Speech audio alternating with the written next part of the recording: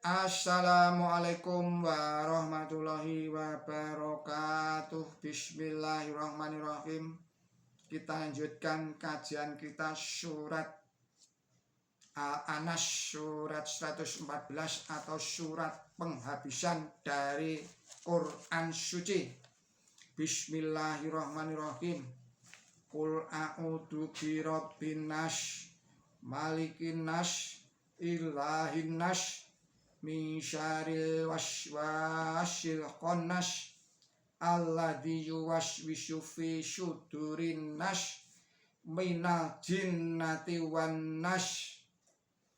Dengan menyebut Allah yang maha pemurah, yang maha pengasih, katakan, aku berlindung kepada Robnya manusia, rajanya manusia, ilahnya manusia, dari keburukan bisikan setan yang menyelinap, yang berbisik-bisik di dalam hati manusia, dari golongan jin dan manusia.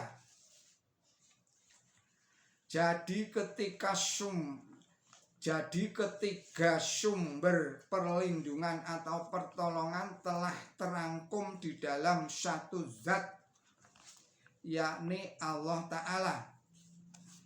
Allah yang Maha Kuasa adalah zat satu-satunya sumber yang dapat memberikan pertolongan dan perlindungan dalam ketiga situasi yang disebut terdahulu.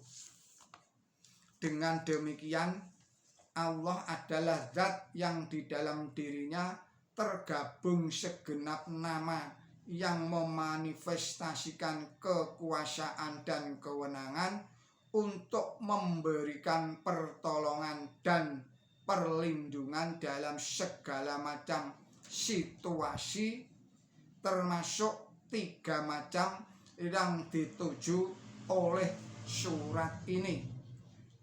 Allah Ta'ala adalah benar-benar Rabb dan pemelihara setiap orang yang merawat seorang anak dan membesarkannya. Sesungguhnya memvisualisasikan, mendemonstrasikan asma Allah Ta'ala, yakni rububiyah, karena dialah yang meniupkan rasa cinta dan simpati ke dalam hati manusia. Cinta kasih dan perhatian orang tua adalah juga manifestasi dari asma Allah Rabb atau pemelihara. Suatu kali seseorang perempuan mendatangi Nabi suci Muhammad Shallallahu Alaihi Wasallam untuk mendapatkan makanan karena mereka lapar. Hazrat Aisyah radhiyallahu anhu istri, saya ulangi lagi, karena mereka lapar. Hazrat Aisyah radhiyallahu anha, istri Nabi suci, memberinya sebiji kurma karena pada saat itu dia tidak mempunyai yang lainnya lagi untuk diberikan.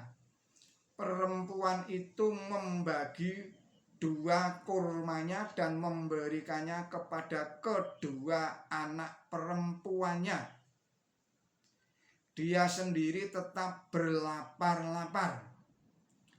Belakangan Hazrat Aisyah radhiyallahu anha membukakan hal itu kepada Nabi suci, betapa sang ibu menunjukkan kasih sayangnya kepada anak-anaknya.